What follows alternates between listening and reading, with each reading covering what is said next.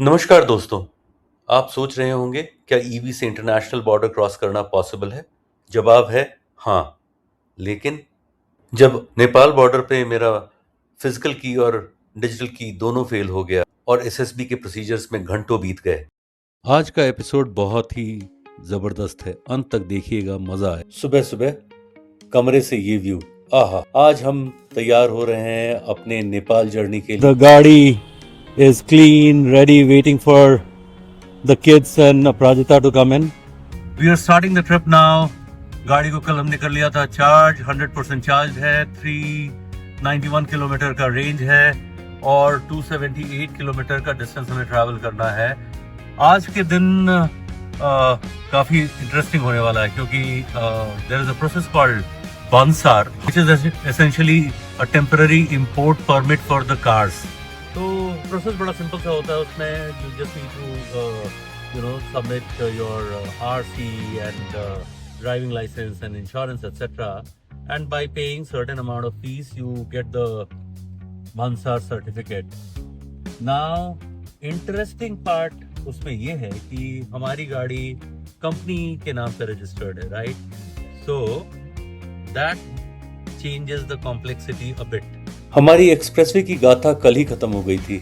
आज तो हमें गोरखपुर से सनौली तक के हाईवे को ट्रैवल करना है। सड़कें मिक्स्ड हैं, अच्छी हैं, कई जगहों पे बुरी हैं, रॉन्ग साइड से ट्रैफिक आ रहा है, लेकिन that's how India is and that's how we survive and thrive. चलते चलते हमें ये BPCL E-Drive का चार्जर मिला और इसने हमें सरप्राइज किया। This one was functioning. Kudos BPCL, this is how you should take care of all your chargers. Every single charger which you have installed should be work. Fame का fame आपके हाथों में है, आप ही इसे सर्वोत्कृष्ट बना सकते हैं और आप ही ईवी इंफ्रास्ट्रक्चर में लोगों का विश्वास ला सकते हैं। सनौली बॉर्डर यहाँ से सिर्फ 40 किलोमीटर दूर है और हमें चार्ज की जरूरत नहीं है, तो हम यहाँ चार्ज के लिए नहीं रुके और आगे बढ़ गए। April and May beginning we were in the Himalayas.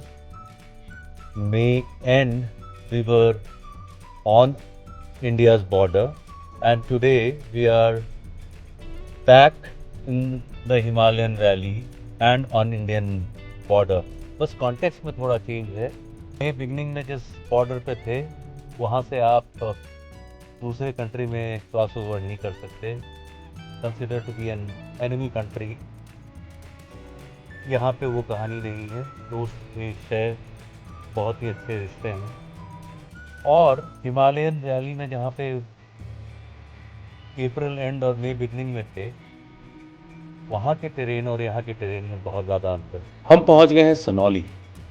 India Nepal border, दोनों देशों के बीच में सबसे ज़्यादा इस्तेमाल किए जाने वाला लैंड क्रॉसिंग। और अगर आप यहाँ ड्राइव करके प्लान कर रहे हैं आने का, तो क्रॉस करने के लिए तैयार हो जाइए SSB के बहुत ही तगड़े प्रोटोकॉल के लिए। You'll have to take out all your luggage, put it through the scanner, which no one is watching by the way, and be in the queue.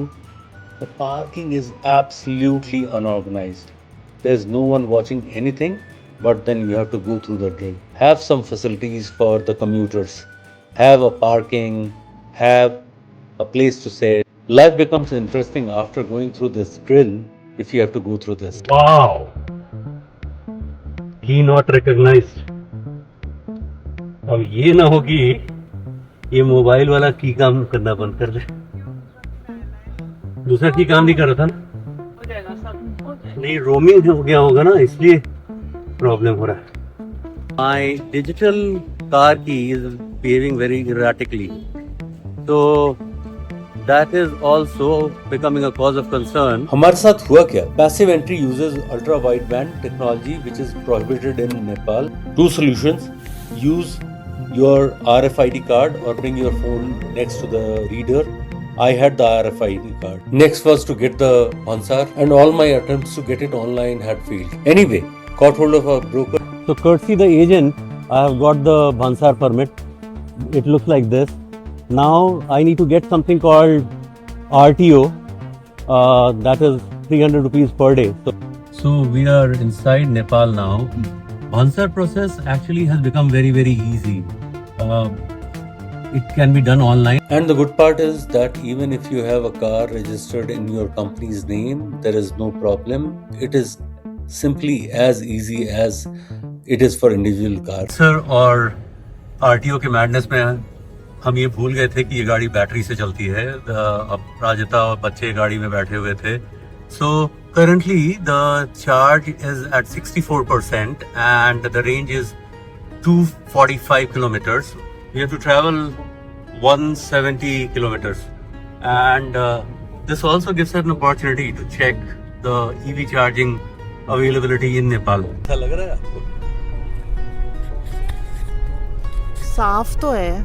The roads are very clean as compared to the India side. Roads may not be as broad or highways, expressways that we have. कोई कचरा नहीं है. There's no plastic, food waste, anything just thrown here and there. इतनी देर में हमने सिर्फ एक गाड़ी देखी है जहाँ शीशा नीचे करके किसी ने बाहर कुछ फेंका है. And that car unfortunately had a UP53. so We just can't let other cities also to other countries to be clean as well. वो देख के थोड़ा शर्म आया. जैसे हम प्रोग्रेसिंग टुवर्ड्स नेपाल, AQI भी बेटर होता आ रहा है. मतलब लग रहा है it's so much cleaner than that. So you know this, right?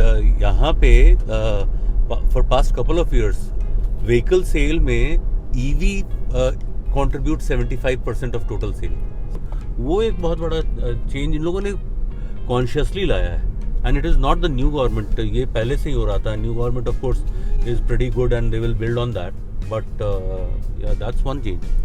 I feel good that we are in a EV and we are not polluting their environment. Am I not in love with these Himalayan valleys?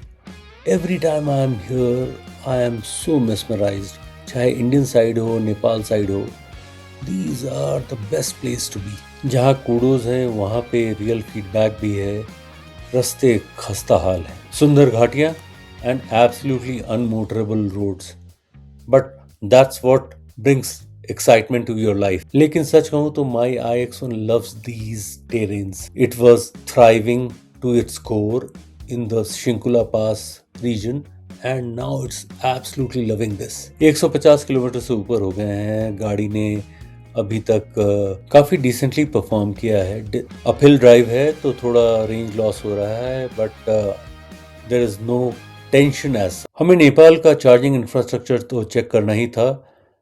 ये सोच के हमने यहाँ पे एक छोटा सा break लेने का सोचा. एक बढ़िया चार्जर दिख रहा है यहाँ पे. इंडिया के सिनारियो से कंपेयर करो, बहुत ही सिंपल सी जगह है, लेकिन यहाँ के चार्जर्स काम कर रहे हैं वर्सेस इंडिया जहाँ पे चार्जर काम ही नहीं करते. कैसे चार्ज होता है भैया?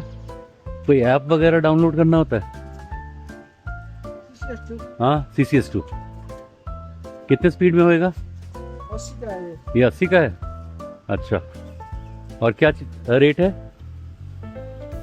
15 रुपये किलोवाट. अरे 10 रुपया तो होता था, बढ़ा दिया? परसेंट है. हाँ, परसेंट या है 10 रुपया. अच्छा अच्छा. आपने देना है इसका. अच्छा, किलोवाट. किलोवाट पे. और बाकी जगहों पे ये परसेंटेज पे करते हैं. इसका 10 रुपये परसेंट. अच्छा, ये एक यूनिक चीज दिखाई पड़ी. GBT charger. इंडिया में तो CCS2 होता है. यहाँ पे because of the China influence they have something called GBT chargers. और इंडिया वालों का ख्याल रखा है इन्होंने. कनेक्टर लेके आए हैं जो GBT को CCS2 में कन्वर्ट कर देता है. यहाँ चार्जिंग नेटवर्क बहुत ही वाइड स्प्रेड है, बहुत इकोनॉमिकल है और मोस्ट इम्पोर्टेंटली बहुत ही रिलायबल है.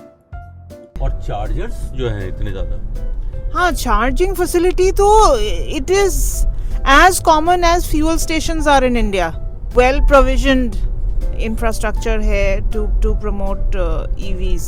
बेस्ट क्या है ना, हम तो तुमको बताते रहते हैं कि जैसे इंडिया में अडानी के चार्जर्स में 240 किलोवाट लिखा रहेगा, लेकिन चार्ज होएगा 40 किलोवाट के स्पीड से. यहाँ पे अगर 80 किलोवाट का चार्जर है तो वो 80 किलोवाट पे ही चार्ज कर रहा है, या अगर दूसरी गाड़ी लगी है तो 40 पे कर रहा है. मतलब it gets split, right.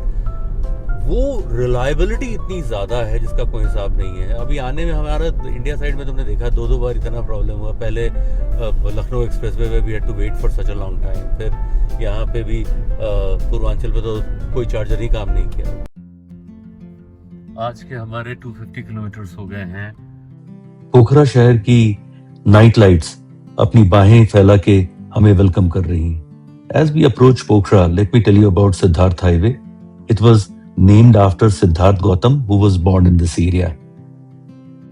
So we have reached Pokhara. We are staying in this beautiful property called Pokhara Grand. 26-year-old property. काफी अच्छे rooms वगैरह हैं. The reception is pretty nice. After a hectic day, everyone needs comfort, and so does our beauty. अभी हमने इसको लगा दिया है एसी चार्जिंग पे। यहाँ पे होटल में बहुत अच्छा एक फैसिलिटी है where they have a 7 kilowatt charger as well as couple of sockets for 3.5 kilowatt charger as well. So अभी हमने लगा दिया है। आज इसे 80% चार्ज करेंगे because that's an option available. कल हमें बहुत ज़्यादा गाड़ी चलानी नहीं है और कल रात में हम इसे 100% चार्ज करेंगे क्योंकि परसों हम काठमांडू जाएंगे। Range anxiety is a myth, and this puzzle will be solved by people like you and I. अभी कुछ दिनों पहले we took a convoy of 20 cars to Manali, Shinkula, Jispa, and today I am here in Pokhara with my family. These are by no means, simple expeditions.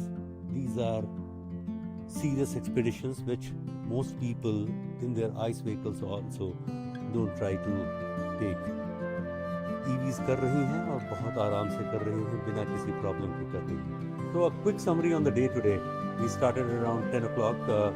Gorakhpur से निकले। सड़कें शुरुआत में काफ़ी अच्छी थी। गोरखनाथ मंदिर के सामने से क्रॉस किया और आगे बढ़े, बट कई जगहों पर अभी कंस्ट्रक्शन हो रहा है और उसके कारण सड़कें काफ़ी ख़राब।